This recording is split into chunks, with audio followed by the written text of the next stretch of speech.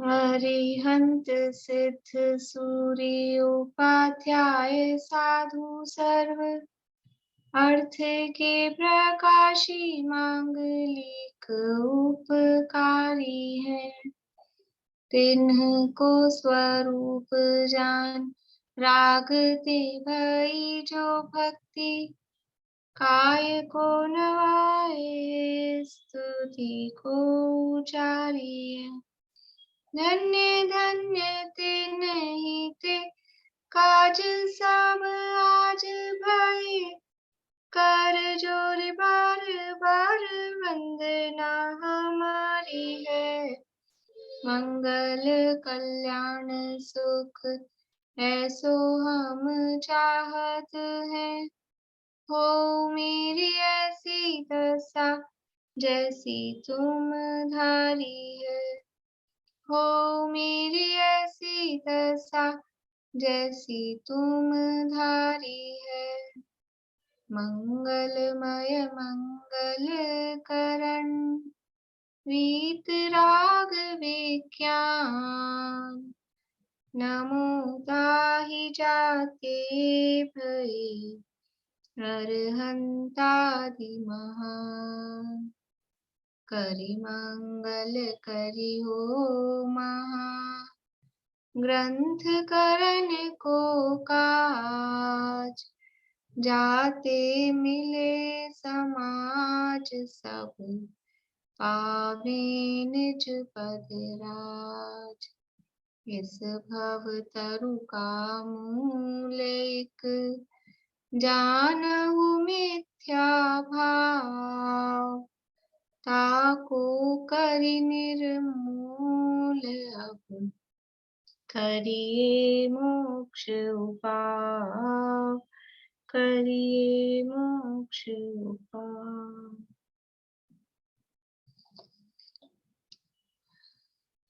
Question answer करने आज या मंडे को करने हैं? देख लिए सबने?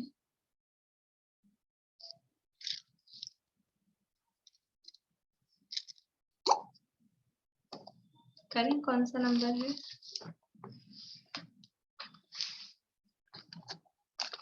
416 417 कौन सा नंबर है? 418 से करना है। 417 17 तो हो गया था ना? नहीं, अच्छा ठीक कर लेते हैं, कोई बात नहीं, फिर से कर लेते हैं अगर हो गया है तो। अच्छा हो गया। ऐसा नहीं रहे कि रह गया है। हाँ नहीं, हो गया, ये वाला हो गया। हाँ चलो 418 से पेज नंबर है 259। ज्ञेय तत्वों के संबंध में निर्धार किस प्रकार करें? ज्ञेय तत्वों के संबंध में किस प्रकार से निर्धार करें? विनीता आंटी बोलिए। हाँ जी करिए।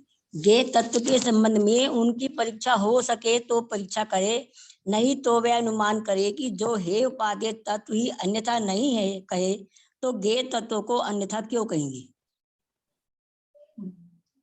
इसलिए ज्ञेय तत्वों का स्वरूप भी परीक्षा से अथवा आज्ञा से, जिनकी हो सकती है उनकी परीक्षा से, अदरवाइज आज्ञा से जाने। हे उपादेय तत्वों की ही परीक्षा करना क्यों योग्य है? पूर्णिमा आंटी अनम्यूट करिए।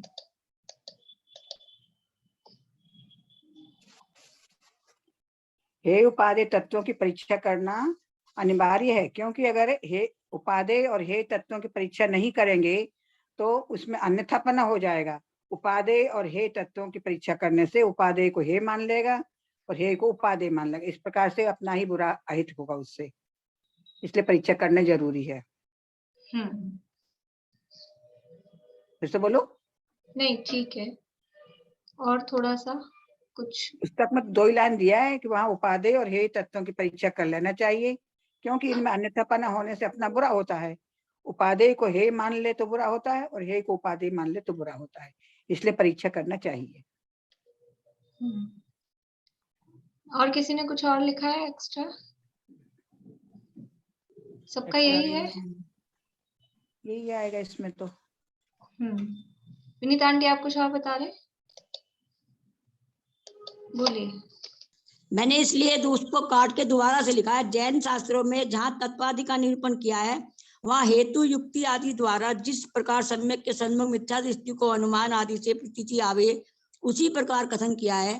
तथा त्रिलोक गुण स्थान मागना पुराण आदि में कथन आज्ञानुसार किए, इसलिए हे उपादेय तत्वों की परीक्षा करना योग्य है। हाँ, मतलब दोनों का आएगा। हाँ, दोनों का ये आएगा। जो पूर्णिमा आंटी ने बोला वो तो है ही, वो भी आएगा। और फिर क्योंकि इन्हीं की योग्य, क्योंकि उनकी कर नहीं सकते हैं ज्यादा, जो त्रिलोक गुणस्थान मार्ग आदि हैं, हाँ जी, उनकी तो अपन कर नहीं सकते हैं ज्यादा, इसलिए हे उपादेय की ही करना योग्य है। तो वहां तो क्यों? क्योंकि उसमें तो हेतु युक्ति आदि से अपने को प्रतीति आती है, उसमें अपन लगा सकते हैं कुछ हेतु युक्ति आदि, और उनको नहीं परीक्षा करेंगे तो अपना ही बुरा होगा। वो पहला पॉइंट तो है ही, हाँ, ये ये वाला भी पॉइंट तो इसमें आएगा।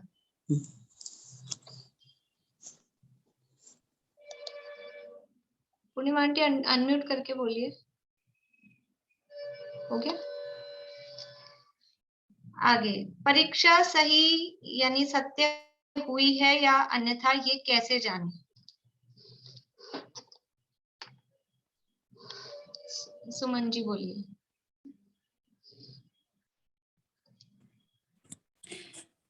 जिन वचन और अपनी परीक्षा में समानता हो तब तो जाने की सत्य परीक्षा हुई है, और समानता न हो तो उसी प्रकार पुनः पुनः परीक्षा में विचार करें, जैसे कोई हिसाब में विधि न मिलने पर अपनी चूक को बार बार ढूंढता है।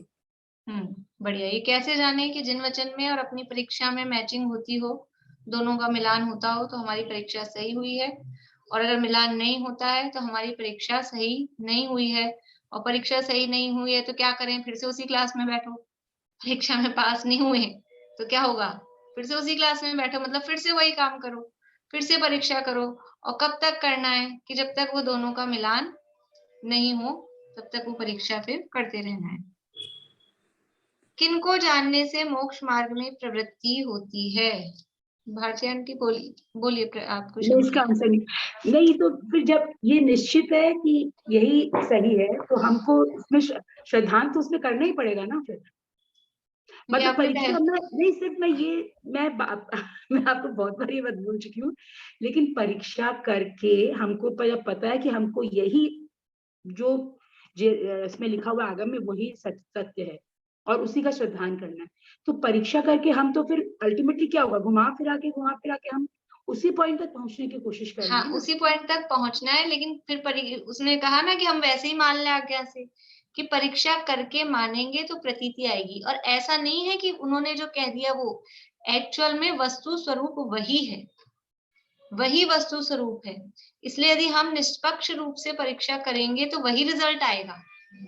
और रिजल्ट गलत आ रहा है, इसका मतलब है कोई हम अपना पूर्वाग्रह या कोई अपनी मान्यता साथ में लेकर फिर हम वो परीक्षा कर रहे हैं, तब डिफरेंस आता है। क्योंकि वस्तु स्वरूप वही है, और वस्तु स्वरूप जो है, जो नेचर है, वो रिजल्ट में आएगा ही आएगा। वस्तु स्वरूप तो वही है। क्योंकि मैं कई बार जैसे सोचती हूँ, कई बार से विचार करती हूँ, तो मेरे को जो मतलब उसका श्रद्धान इतना मतलब नहीं आ पाता। मेरे को लगता है कि क्यों ऐसे है, क्यों मतलब वैसे। हाँ, तो अपने को श्रद्धान नहीं आ पा रहा है, इसका मतलब है कहीं ना कहीं हमारा राग या मोह वो हावी हो रहा है। वो तभी हमारे को जो जो कहा गया है वो तभी भाषित नहीं होता है, जब कोई हमारे राग द्वेष साथ में किसी ना, भले ही हम पकड़ पा रहे हैं नहीं पकड़ पा रहे हैं, हम ये सोच रहे हैं कि नहीं हम तो ऐसा ही कर रहे हैं बिल्कुल सही, लेकिन वो अंदर कुछ ना कुछ अगर वो पूर्वाग्रह है, कोई राग द्वेष बैठा हुआ है, तो परीक्षा सही नहीं होगी। और अगर निष्पक्ष भाव से, वीतराग भाव से कहें, मोह राग द्वेष को साइड में रख के, और अगर परीक्षा की जाएगी, उसको देखा जाएगा, निर्णय किया जाएगा, तो रिजल्ट वही आएगा। इसलिए समानता होनी ही चाहिए। और अगर समानता नहीं हो रही है, जैसे मैंने उस दिन भी उदाहरण दिया था कि H मतलब हाइड्रोजन के 2 परमाणु, ऑक्सीजन का 1 परमाणु। अनिता आंटी हाथ नीचे कर लीजिए, अभी थक जाएंगे आप ऐसे करते करते। हाँ, ऑक्सीजन के 2 परमाणु नहीं, हाइड्रोजन के 2 परमाणु हैं, ऑक्सीजन का 1 परमाणु है। ये दोनों मिलेंगे तो क्या बनेगा कि वस्तु स्वरूप यही है, नेचर यही है कि वो दोनों को मिलाया जाएगा तो पानी बनेगा, H2O पानी बनेगा। अब हमारा तो पानी नहीं बना, हमने तो करके देखा था। तो आपने करके देखा और नहीं बना तो कहीं ना कहीं गड़बड़ हुई है। वो परमाणुओं की संख्या में कुछ भी गड़बड़ हुई है, कुछ और मिल गया है, जो भी हुआ है, रिजल्ट तो वही है। वो नेचर है, क्योंकि जब उनको मिलाएंगे और इस तरह से 2 परमाणु इसके और 1 परमाणु इसका, तो वही आने वाला है आंसर। तो यहाँ भी कि ये जो कहा गया है हितकारी भाव कौन से हैं, अहितकारी भाव कौन से हैं, मैं क्या हूँ, पर क्या है, मोक्ष का मार्ग क्या है, वस्तु स्वरूप वही है। अब हमको प्रतीति में आ रहा है कि नहीं आ रहा है, तो अगर हम निष्पक्ष भाव से एग्जैक्टली उसी विधि से करेंगे तो हमको वही प्रतीति में आएगा, और हमने विधि में गड़बड़ की है तो हमारी प्रतीति में भी गड़बड़ होगी, इसलिए गड़बड़ होती है। और एक चीज और बोल रही थी, आज वो जो आश्रव तत्व को महाव्रत जो कहा है उसका भी थोड़ा सा एक्सप्लेन कर सकती हैं अगर कर सके तो, नहीं तो फिर तो आश्रव महाव्रत है वो आश्रव के कारण है ना। आश्रव तो महाव्रत है वो आश्रव अपने 7वें अध्याय में तत्वार सूत्र में सब आश्रव अधिकार में तो लिया है उसको, आश्रव वाले अध्याय में तो लिया है, इसलिए वो तो क्लियर है ही कि जो महाव्रत है ये जो क्रिया रूप है, शुभ भाव रूप है, वो सब आश्रव शुभाश्रव है, आश्रव के कारण है, आश्रव रूप है।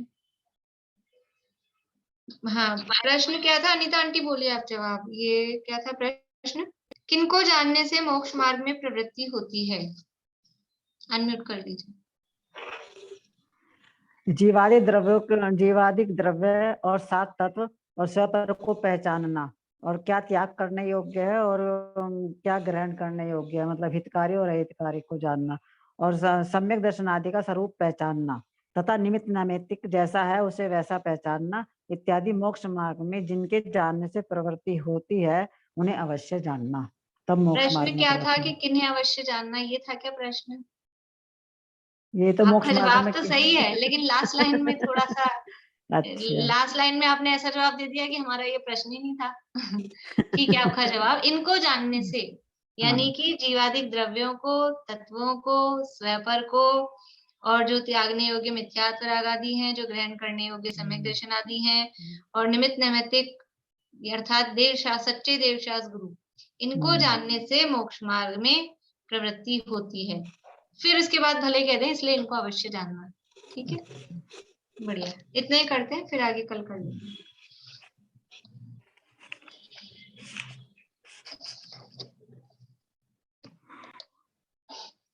यहाँ अपनी चर्चा सम्यक तो सन्मुख मिथ्या दृष्टि प्रकरण है, 7वां अधिकार मोक्षांग प्रकाशक में, और मतलब इसका अंतिम प्रकरण है पंचलब्धियों का स्वरूप। ये कल हमने शुरू किया था।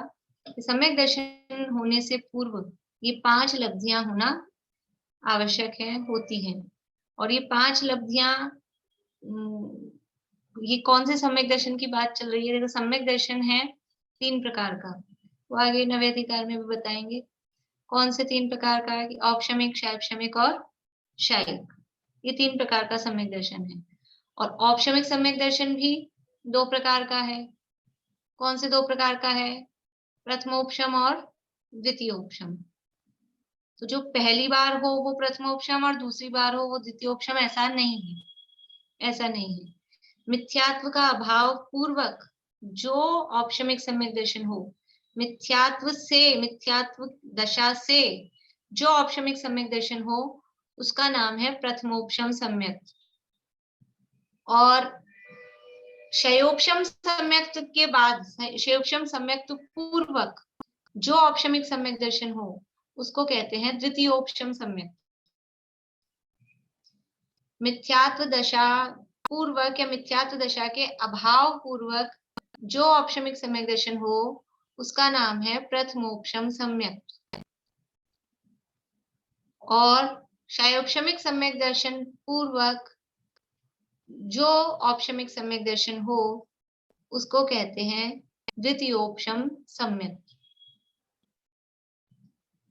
अब और भी डिफरेंस है, अभी अपन ज्यादा डिफरेंस में नहीं देख रहे, वो कौन से गुणस्थान में होगा, ये कौन से गुणस्थान में होगा, ये किसको होगा, वो किसको होगा, वो डिफरेंस और बहुत सारे हैं। द्वितीयोपशम शयोपशम सम्यक पूर्वक जो औपशमिक सम्यक दर्शन हो उसे द्वितीयोपशम सम्यक कहते हैं। और मोटा मोटा सा कि द्वितीयोपशम सम्यक्त है वो उपशम श्रेणी के समय होता है। इतना और साथ में द्वितीयोपशम सम्यक्त उपशम श्रेणी चढ़ने वाले जीवों को होता है, और प्रथमोपशम सम्यक्त है वो तो चौथे से सातवें गुणस्थान में यानी श्रेणी से नीचे। तो ये जो 5 लब्धियां हैं, ये 5 लब्धियां सम्यक दर्शन होने से पूर्व 5 लब्धियों का होना कहा है। तो प्रश्न ये है कि कौन से सम्यक दर्शन के पूर्व सभी, अपने पास अब 4 तरह के हो गए, प्रथमोपशम, द्वितीयोपशम, शयोपशम और शायिक, 4 तरह के सम्यक दर्शन हो गए। तो चारों सम्यक दर्शन में पंचलब्धियां उससे होने से पूर्व पंचलब्धियां चाहिए? नहीं, प्रथमोपशम सम्यक के पूर्व पंचलब्धियां होने का नियम है। प्रथमोपशम सम्यक, उसके बाद तो वो सम्यक दर्शन से सम्यक दर्शन कन्वर्ट हो रहा है ना, तो फिर करण चाहिए, और किसमें कितने करण चाहिए वो फिर अलग मैटर है, लेकिन पांचों लब्धियां क्योंकि देशना मिल चुकी है, तब तो एक बार हो चुका है ना प्रथमोपशम सम्यक, तो देशना मिल चुकी है, इसलिए फिर उसका ऐसा कोई नियम नहीं है। लेकिन प्रथमोपशम सम्यक के पूर्व ये 5 लब्धियां का होना शास्त्र में कहा गया है, मतलब वो अनिवार्य है। कौन कौन सी है 5 लब्धियां, बोलिए पारुल। शयोपशम लब्धि, विशुद्धि लब्धि, देशना लब्धि, प्रायोग्य लब्धि और करण लब्धि। करण लब्धि, बढ़िया। ये 5 लब्धियां हैं। तो हमारी चर्चा यहाँ चल रही थी शयोपशम लब्धि की। सबसे सरल परिभाषा है टोडरमल जी साहब ने लिखी है, यद्यपि 5 लब्धियों का वर्णन, इतना मोटा ग्रंथ है, उसका नाम है लब्धि सार। नेमिचंद सिद्धांत चक्रवर्ती देव ने इतना मोटा ग्रंथ इन 5 लब्धियों के लिए लिखा है, पूरा लब्धि सार नाम से। और टोडरमल जी साहब ने उसकी टीका लिखी है लब्धि सार ग्रंथ की। गोमट सार, जीव कांड, कर्म कांड, लब्धि सार, सपना सार, लोक सार, सबकी टीका लिखी है उन्होंने। तो उनको तो बहुत कठिन कठिन परिभाषाएं, कठिन कठिन विषय उनको आते होंगे कि नहीं आते होंगे? जिन्होंने खुद ने उनकी टीका लिखी है तो पहले खूब अच्छे से पढ़ा होगा, समझा होगा, तब टीका। लेकिन उन्होंने इतनी सरल परिभाषाएं दी। मैं भी आपको वो लब्धि सार वाली परिभाषा भी उसमें अपन ने दी है नोट्स में, द्रव्य संग्रह वाले जो नोट्स हैं पंचलब्धि के, अभी मैं आपको पढ़ के सुनाऊंगी कर्मों की तरफ से जो दी है। लेकिन यहाँ एकदम सरल परिभाषा कि जिसके होने पर तत्व विचार हो सके ऐसा ज्ञानावरणादि कर्मों का शयोपशम, उसे शयोपशम लब्धि कहते हैं। शयोपशम लब्धि, शयोपशम मतलब तो शयोपशम उसका अर्थ अपन अभी समझ ही रहे हैं, लब्धि मतलब प्राप्ति। कैसी प्राप्ति? कि जिसके होने पर तत्व विचार हो सके उसे कहते हैं शयोपशम लब्धि।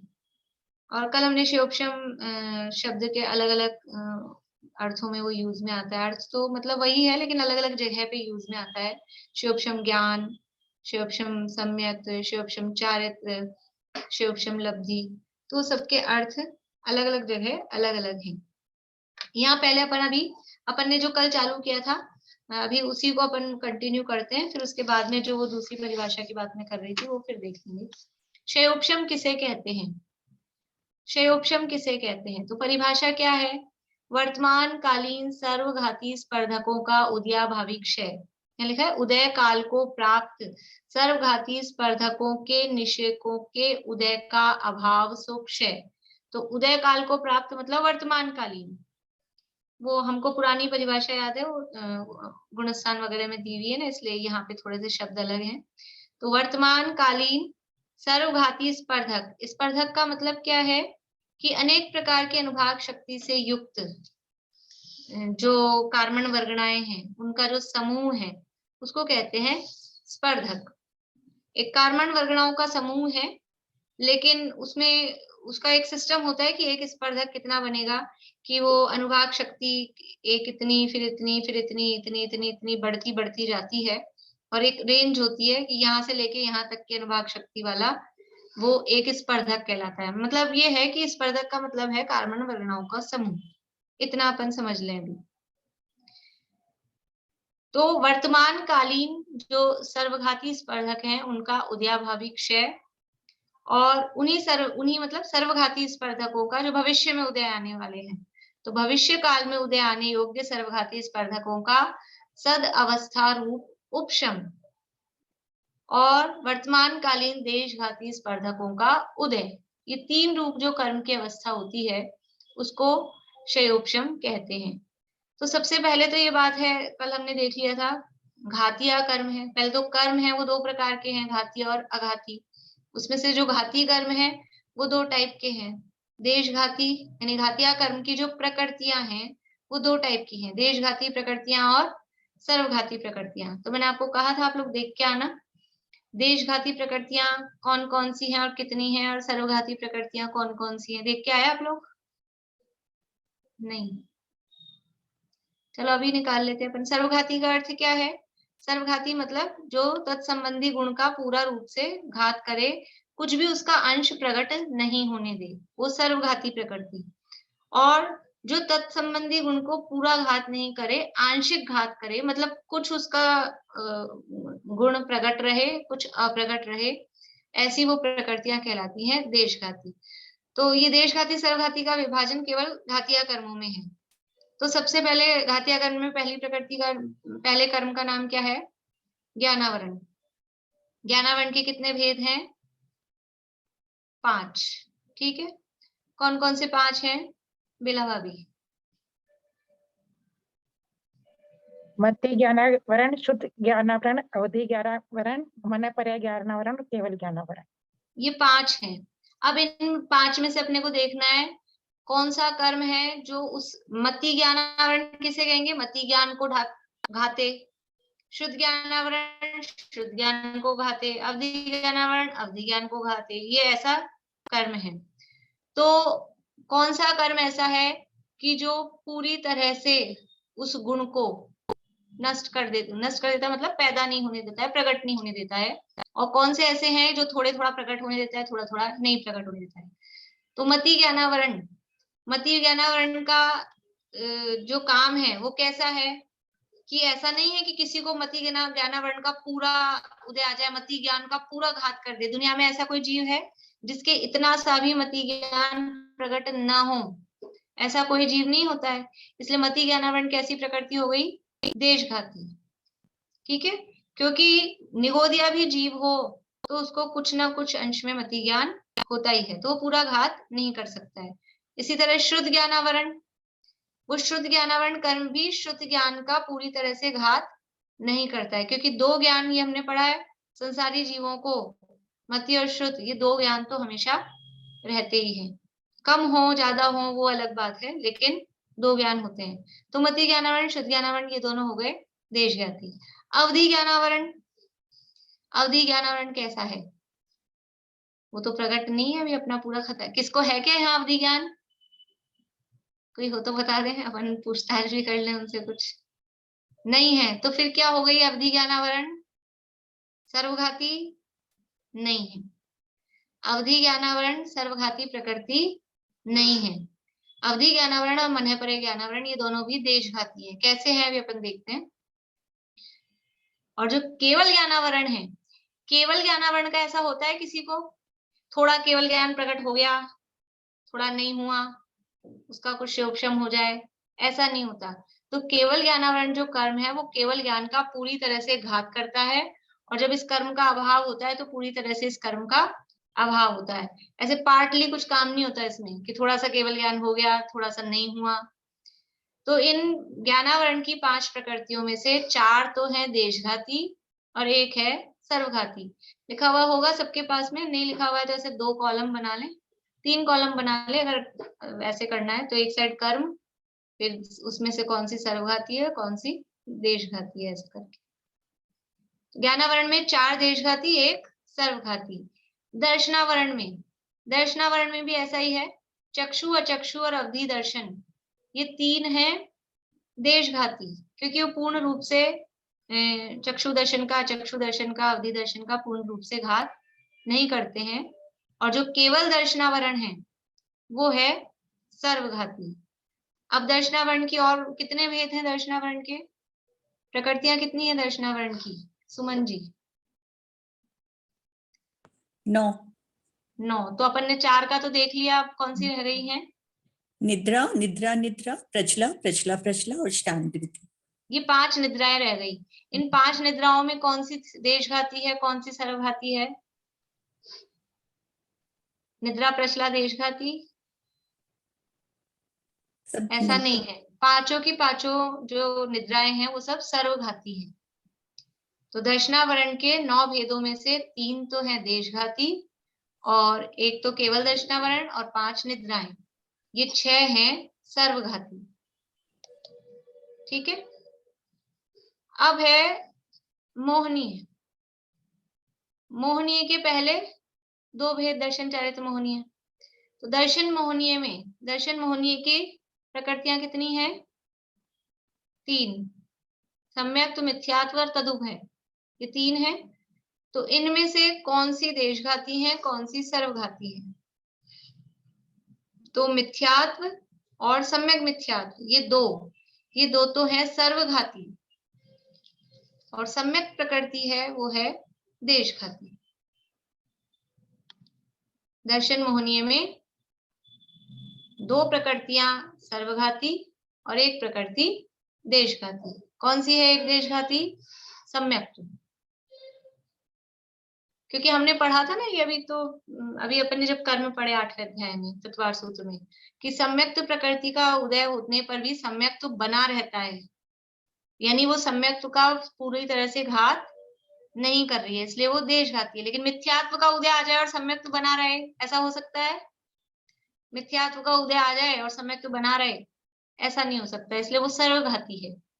सम्यक मिथ्यात्व प्रकृति का उदय आ जाए और सम्यक्त्व बना रहे, ऐसा भी नहीं होता है, सम्यक मिथ्यात्व तीसरे गुण स्थान में आ जाएगा, इसलिए वो भी सर्वघाती है।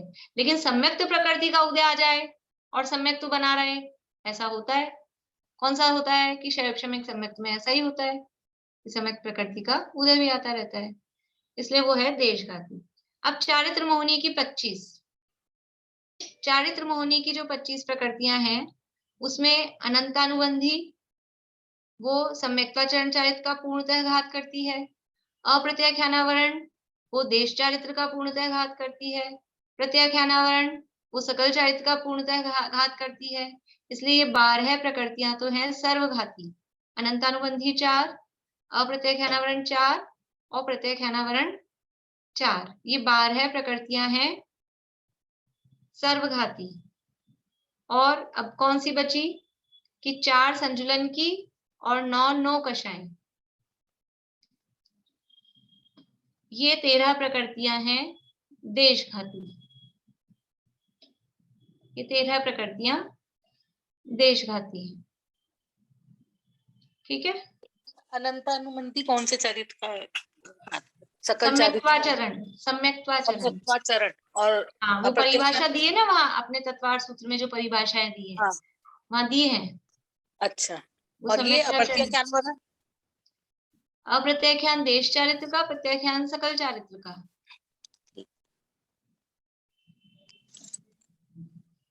तो 12 हो गई सर्वघाती और 13 हो गई देशघाती, ये चारित्र मोहनी में। अब क्या बचा है? अंतराय। अंतराय की सुनीता आंटी कुछ कहना है आपको? एक 14 होगी ना, ये भी तो एक उसकी है ना, सम्यक प्रकृति और है ना। तो अपन ने अलग अलग कर लिया ना, कुल मिला के मोहनी में कहते हैं तो 14 कहते हैं। अपन ने अलग अलग दर्शन मोहनी को अलग कर दिया, चारित्र मोहनी को अलग कर दिया, इसलिए 13 हो गई। जो टोटल मोहनी को जोड़ेंगे तो फिर 14 आ जाएंगे। अंतराय कर्म, अंतराय के भेद कितने हैं मनोरमा आंटी? अंतराय की प्रकृतियां बोलिए। अंतराय के 5 भेद: दान, लाभ, भोग, वीर्य। दान, लाभ, भोग, वीर्य, उपभोग। भोग, उपभोग और वीर्य। दान, लाभ, भोग, उपभोग, वीर्य। दानांतराय, लाभांतराय, भोगांतराय, उपभोगांतराय और वीर्यांतराय, ये 5 ही प्रकृतियां कैसी हैं? ये देशघाती हैं, पूर्ण रूप से घात नहीं करती हैं। तो अंतराय की पूरी देशघाती हैं। अब जोड़ो कितनी हो गई? देशघाती में क्या क्या लिया था? ज्ञानावरण में 4 ली थी, दर्शनावरण में 3, 7 और दर्शन मोहनीय में 1, 8 और चारित्र मोहनीय में 13। 8 और 13 21 नहीं 22, ठीक है ना? नहीं 21, 8 और 13 21, और 5 ये हो गई अंतराय की, तो 26 प्रकृतियां हो गई देशघाती।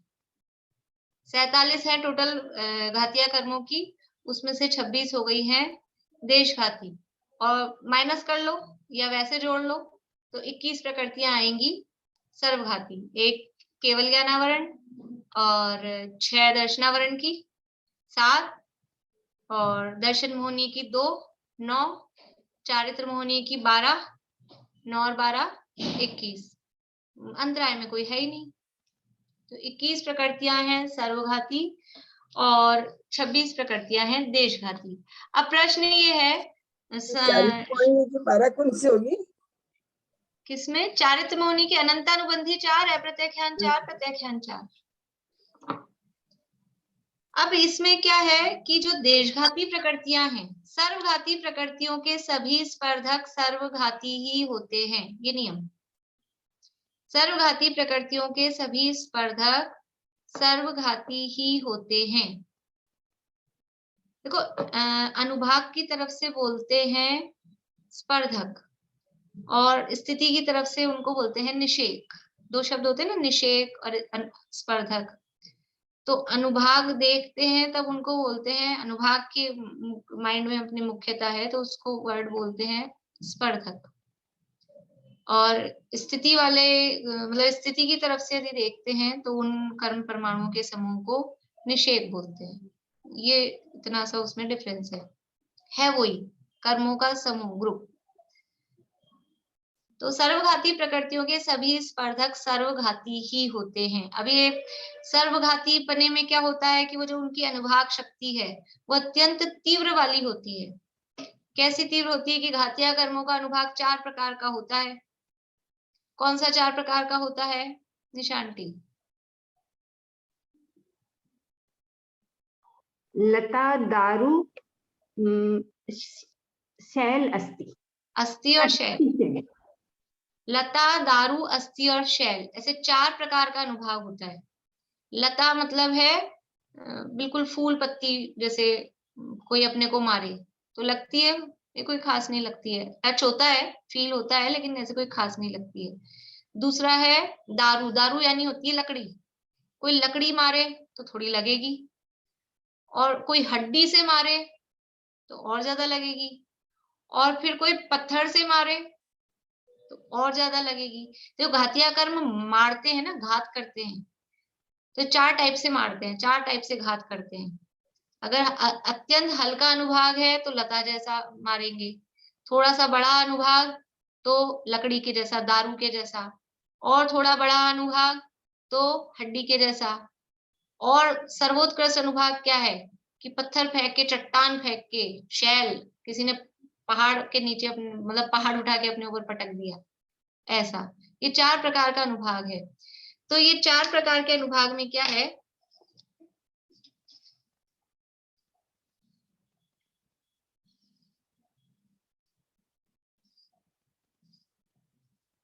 ये लता नीचे लिख देती हूँ, लता ये ऊपर ही ठीक है, ये लता, ये दारू, ये अस्थि और ये शैल, ये ऐसे इनके अनुभाग हैं।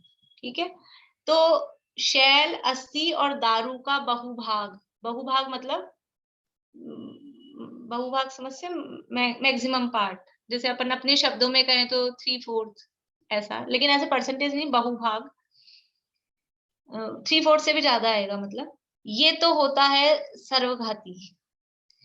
ये शैल वाली जो अनुभाग शक्ति है, अस्थि वाली अनुभाग शक्ति है, और दारू के बहुभाग के अनुभाग शक्ति, ये तो होती है सर्वघाती। और दारू का एक भाग और लता ये होती है देशघाती।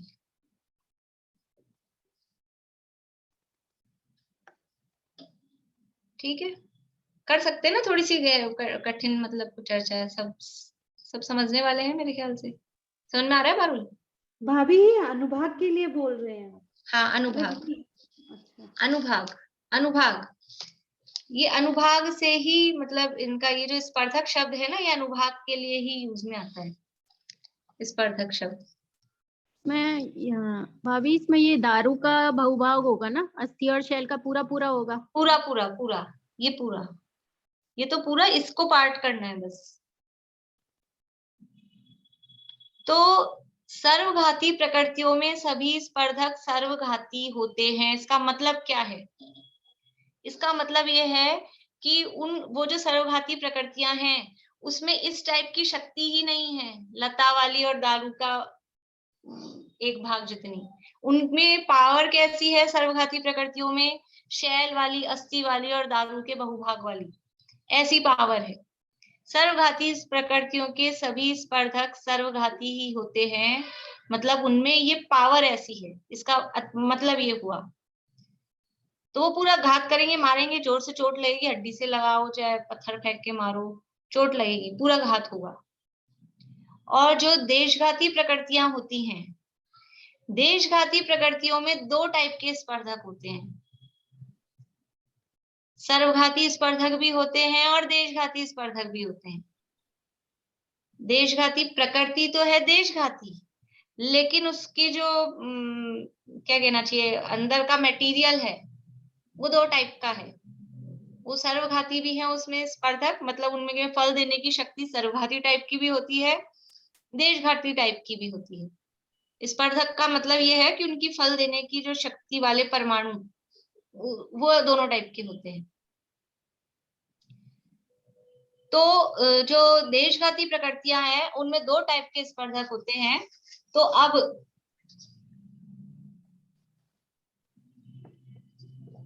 देशघाती प्रकृति में कुछ स्पर्धक सर्वघाती भी होते हैं और देशघाती भी होते हैं। तो जैसे अवधि ज्ञानावरण है, अवधि ज्ञानावरण है, देशघाती प्रकृति है, उसमें दोनों टाइप के स्पर्धक हैं। तो अगर उनके सर्वघाती स्पर्धकों का उदय होता है अवधि ज्ञानावरण की, तो क्या होता है, हमको अवधि ज्ञान प्रकट होगा कि नहीं होगा? नहीं होगा। अगर सर्वघाती स्पर्धकों का उदय आ गया मतलब कि अवधि ज्ञान बिल्कुल भी प्रकट नहीं होता है। तो अभी हमको, यद्यपि अवधि ज्ञानावरण है प्रकृति देशघाती, तो हमको थोड़ा अवधि ज्ञान प्रकट होना चाहिए, लेकिन क्योंकि इस अवधि ज्ञानावरण में दोनों टाइप के स्पर्धक हैं और हमारे अभी कौन से स्पर्धकों का उदय आ रहा है? सर्वघाती स्पर्धकों का, इसलिए हमको इतना सा भी अवधि ज्ञान नहीं है। और ये अवधि ज्ञानावरण देशघाती प्रकृति है, दोनों टाइप के स्पर्धक हैं। अब जो देव और नारकी हैं उनको नियम से होता है ना, इसलिए उनकी बात कर रहे हैं। तो उन देव और नारकियों के इस अवधि ज्ञानावरण के देशघाती प्रकृतियों का उदय आता है, देशघाती स्पर्धकों का उदय आता है, सर्वघाती स्पर्धकों का उदय नहीं आता है। तो उनके कुछ अवधि ज्ञान प्रकट होता है। और मनुष्यों तिरंचों में जिनको भी अगर अवधि ज्ञान प्रकट होता है तो उनको सर्वघाती स्पर्धकों का उदय नहीं आता है, उनको देशघाती स्पर्धकों का उदय आता है। तो अब ये जो सर्वघाती स्पर्धक हैं ये होते तो हैं उसमें। अपना टाइम तो क्वेश्चन पूछना था, जब देशघाती आएगा अवधि ज्ञान वालों को, पहले तो नहीं था उनको अवधि ज्ञान, अब हुआ है तो अब वही बता रही हूँ, मेरी बात पूरी होने दो, रुको आप। कि ये स्पर्धक तो दोनों टाइप के हैं, स्पर्धक दोनों टाइप के, ये अवधि ज्ञानावरण है, अवधि ज्ञानावरण में स्पर्धक दोनों टाइप के हैं, सर्वघाती भी थे और देशघाती भी थे। किसी को सर्वघाती का ही उदय आया, किसी को देशघाती का ही उदय आया, है ना। अब जब पहले, अभी जैसे वर्षा अभी ने जो पूछा कि सर्वघाती का उदय था पहले, तो अभी कोई मनुष्य है और अभी तक अवधि ज्ञान नहीं है, फिर वो मुनि बन गए और मुनि बनने के बाद में फिर उनको अवधि ज्ञान वृद्धि हो गई और अवधि ज्ञान प्रकट हो गया। तो फिर क्या हुआ? फिर हुआ क्या कि अभी तक तो उसके सर्वघाती स्पर्धकों का उदय आ रहा था, और अब क्या हुआ कि इसके सर्वघाती स्पर्धक तो अभी रखे हैं, लेकिन अब उसमें क्या होता है कि क्षयोपशम होता है, इस अवधि ज्ञानावरण कर्म का क्षयोपशम होता है। अब क्षयोपशम में क्या होता है कि ये परिभाषा अप्लाई करनी पड़ेगी अपने को। वर्तमान कालीन सर्वघाती स्पर्धकों का उदयाभावी क्षय, भविष्यकालीन सर्वघाती स्पर्धकों का सदवस्था रूप उपशम, और वर्तमान कालीन देशघाती का उदय। तो क्या होगा कि ये स्पर्धक तो दोनों टाइप के हैं, तो अब जिस जीव को अवधि ज्ञान होना है अभी, तो क्या होगा कि वर्तमान में उदय तो ये आने वाले थे, लेकिन इन वर्तमान कालीन सर्वघाती को कर दिया उदयाभावी क्षय। अभी उदयाभावी क्षय की अर्थ अब मंडे को ही देखना पड़ेगा, क्योंकि अभी फिर टाइम की पूरा हो रहा है। तो ये जो वर्तमान कालीन सर्वघाती स्पर्धक हैं, इनका कर दिया उदयाभावी क्षय, मतलब ये उदय में नहीं आएंगे। उदयाभावी क्षय का अर्थ है कि, ले लेती हूँ साथ में, उदयाभावी क्षय का मतलब है कि उदय नहीं, सत्ता सर्वथा नष्ट नहीं हुए हैं, जड़ से ऐसे खत्म नहीं हुए हैं, लेकिन ये जो सर्वघाती थे ना, इनका सर्वघाती पना खत्म कर दिया। मतलब क्या हुआ कि अब जीव के परिणामों के निमित्त से कहो अथवा इन कर्मों की योग्यता से कहो, इनका जो सर्वघाती पना था, सर्वघाती पना मतलब शैल, अस्थि, दारू का बहुभाग, ऐसा जो उनका अनुभाग था, उनकी अनुभाग शक्ति मंद कर दी, और अनुभाग शक्ति मंद करके और वो लता जैसी अनुभाग शक्ति हो गई। तो वो उदय में तो आएंगे क्योंकि वर्तमान कालीन है, अब भी उदय में आने वाले, लाइन में लगे हुए हैं, तो उदय में तो आए, लेकिन इनको सर्वघाती रूप से उदय में न लाके इनकी शक्ति एकदम डाउन कर दी, देशघाती बन के उदय में आ गए। उसको कहते हैं उदयाभावी क्षय। उदय आना चाहिए था सर्वघाती पने का, लेकिन सर्वघाती पने का उदय ना आके देशघाती के साथ, क्योंकि देशघाती का उदय आया ना, देशघाती जैसे बन के वो उदय में आए, इसी को बोलते हैं उदयाभावी क्षय। ठीक है। और तो ये हुए वर्तमान में जो आने वाले थे सर्वघाती स्पर्धक, उनका तो कर दिया उदयाभावी क्षय, मतलब उनकी शक्ति तो कर दी इतनी मंद। और भविष्य में कोई, अभी तो अपन ने इसकी शक्ति मंद कर दी, लेकिन कर्मों में ऐसा भी होता है कि कुछ कर्म जो बाद में उदय आने वाले थे, ऊपर लगे हुए थे, बाद में उदय आने वाले थे, वो जल्दी आ जाते हैं वर्तमान में, उदीर्णा जिसे हम कहते हैं। तो वो जो बाद में आने वाले हैं वो कूद के उचक के नीचे नहीं आ जाएं, तो अगर वो नीचे आ जाएंगे तो फिर सर्वघाती का उदय आ जाएगा, फिर हमारे को अधिज्ञान कैसे होगा। तो जो बाद में वाले सर्वघाती स्पर्धक हैं, भविष्य में आने वाले हैं, वो जल्दी उदय में नहीं आ जाए, उदीर्णा होके उदय में नहीं आ जाए, इसलिए वो जिस जगह पे हैं, जिस टाइम पे हैं, उसको उसी समय पर रोक देना।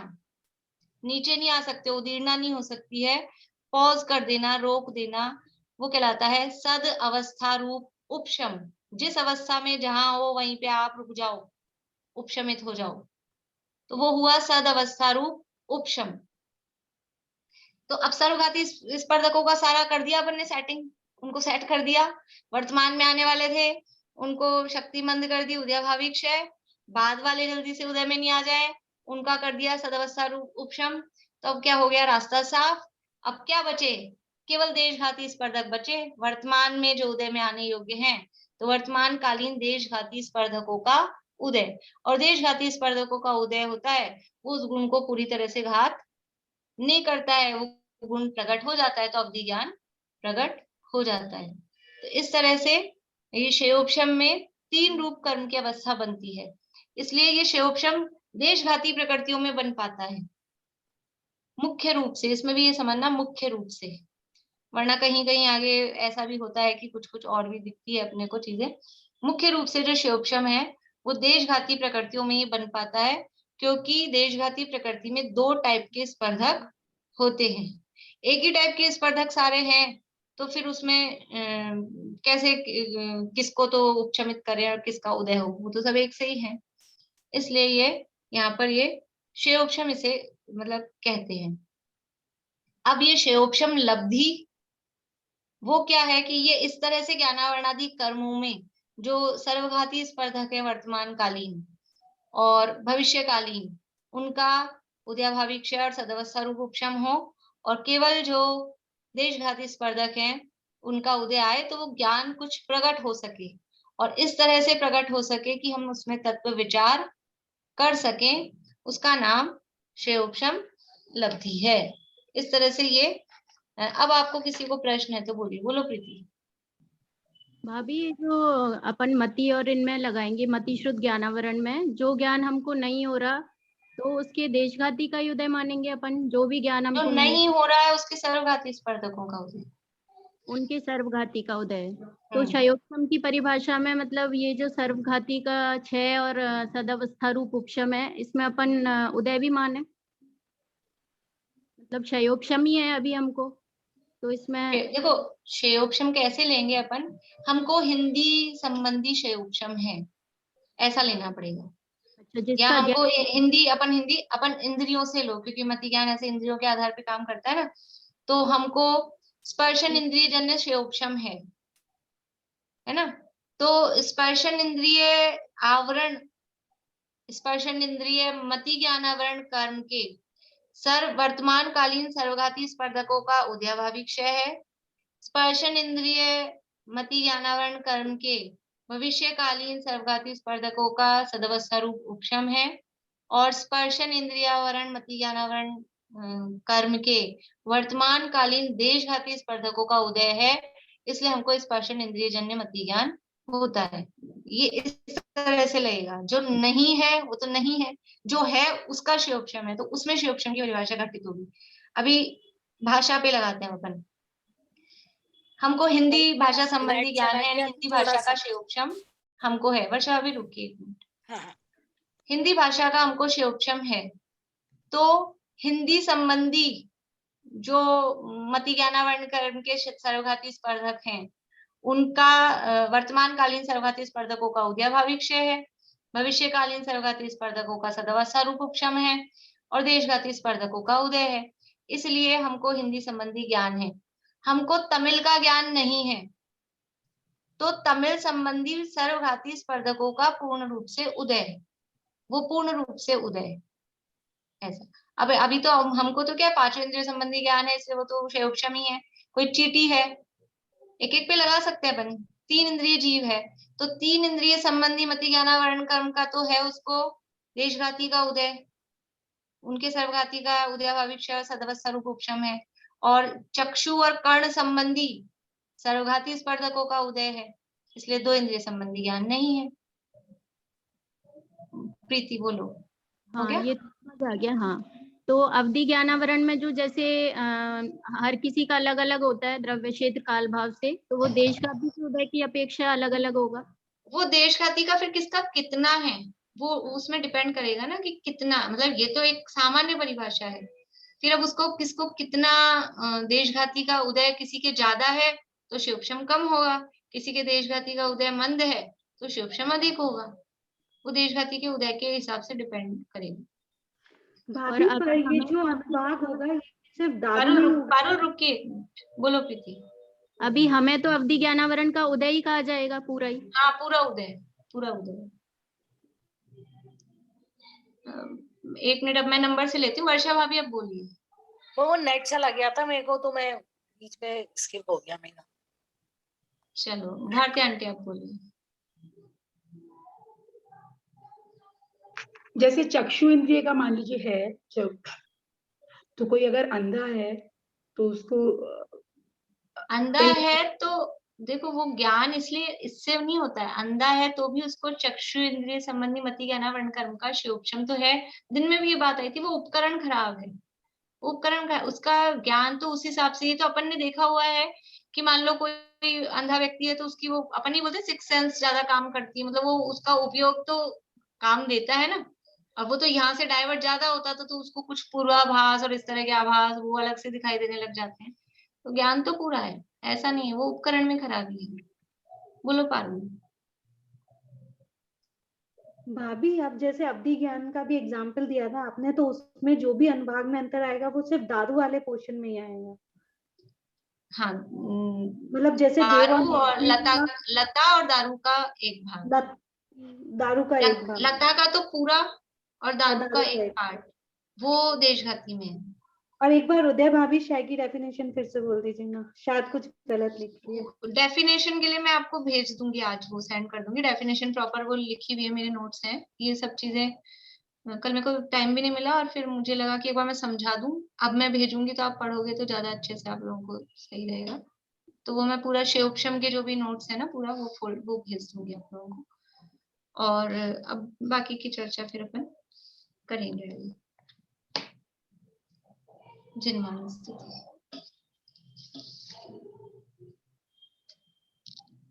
अनंत धर्मणस्तत्त्वं पश्यन्ति प्रत्यगात्मनः अनेकान्तमयी मूर्तिर्नित्यमेव प्रकाशताम् देखे पर से भिन्न अगणित गुणमय आत्मा अनेकांतमय मूर्ति सदा प्रकाशित ही रहे।